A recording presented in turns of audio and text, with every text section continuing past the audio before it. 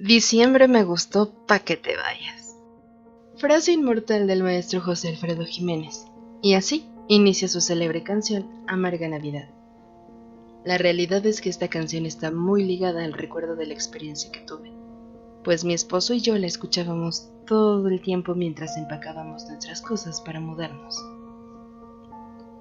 Durante meses vivimos una interacción muy tóxica y desgastante con los vecinos del lugar donde habitábamos. Tras una larga deliberación y búsqueda, decidimos mudarnos a un departamento casi nuevo en la colonia Letrán Valle, en la Ciudad de México. Esto nos ayudaría a tener un mejor espacio, pero sobre todo, salir de esa situación que ya era insoportable. El 8 de diciembre finalmente dejamos nuestra antigua vivienda y comenzamos la nueva aventura en el departamento. Teníamos un reto importante, pues necesitábamos desempacar todo con velocidad para poder organizar una posada. La verdad es que habíamos anhelado tener un espacio sano para convivir con nuestras amistades, ya que antes, por la situación que menciono, no nos era posible. Así pues, mi esposo y yo nos dimos a la tarea de poner nuestro hogar lo suficientemente decente como para atender visitas. Desde la primera noche nos percatamos de que una de las 3 habitaciones era especialmente fría, justo la que estaba a la mitad del pasillo. Cuando hago énfasis en la temperatura de ese cuarto, me refiero, sin exagerar, que había que entrar con chamarra. Mi esposo, que es arquitecto, concluyó que era debido a que era un espacio aislado, sin ninguna clase de iluminación exterior. No le daba el sol, pues. Tampoco nos causó mucho conflicto, pues la destinaríamos a ser el cuarto de nuestras mascotas, un par de hurones, y no era nada que un buen set de cobijas y un calefactor no remediara durante el invierno. Fuimos acondicionando a toda velocidad el departamento. A mí no me gustaba estar sola en el cuarto frío, por lo que le pedí ayuda constante a mi esposo para acabar rápido y seguir con otro lugar. Tenía la sensación de que alguien me observaba y por alguna razón me llegaba una hora de incomodidad. Platicando por la noche con mi esposo en uno de esos días, le conté lo que sentía, y él confesó que tenía una percepción similar. Ambos pensamos que era cosa de adaptarnos. Logramos avanzar un 70% en tan solo 8 días, por lo que decidimos que podríamos hacer una posada en el departamento con nuestros amigos. Decidimos hacerla en el día 18. Esa misma noche, mientras dormíamos, escuchamos en el pasillo como si alguien caminara muy despacio, casi arrastrando los pies. Lo primero que pensamos es que se trataba de uno de los hurones. ¿Cómo escaparía de la jaula en donde lo tenemos? No lo sabíamos. Mi marido salió a revisar y regresó acelerado, tomando un bat de béisbol que tiene siempre al lado de la cama como arma de defensa, una vieja costumbre de su familia. Me dijo que me encerrara en la habitación. Eso hice. Unos 5 minutos después volvió, mientras yo estaba muy nerviosa, pues no me había dado ninguna explicación y no sabía qué estaba pasando. Se sentó sobre la cama y me dijo que en el pasillo había huellas de una persona. Con el polvo se revelaban las pisadas.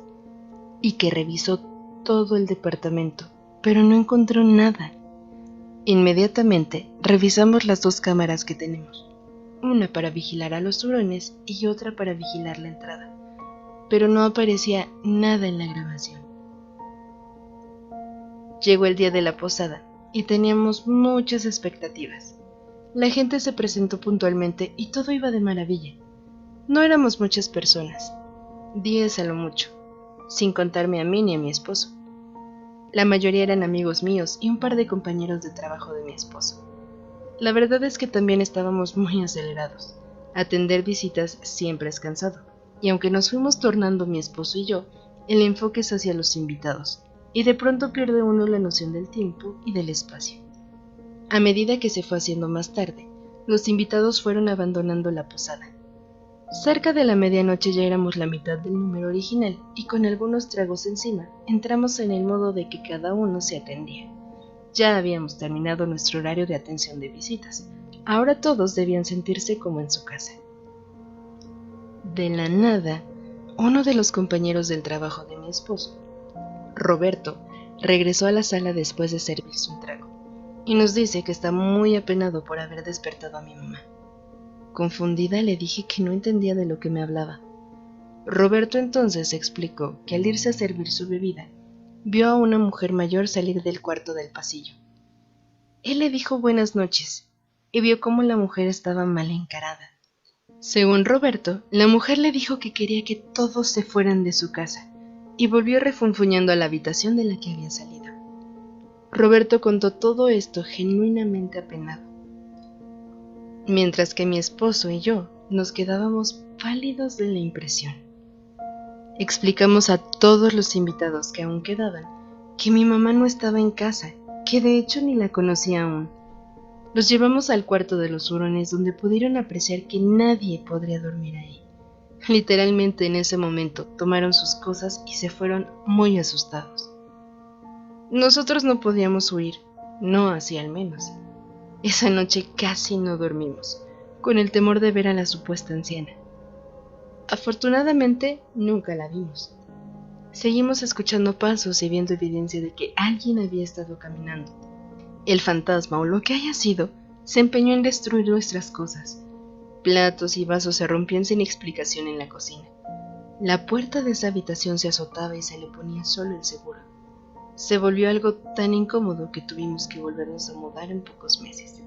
Nunca logramos averiguar nada que nos revelara un poco sobre la naturaleza o origen de esa anciana. No tengo idea si era un fantasma que acechaba el lugar, o quizá era algo más. Llámenme loca, pero tengo la teoría, en mi paranoia. A veces pienso que nuestros antiguos vecinos nos habían hecho algún trabajo, y que esa anciana era la forma en la que se manifestaba.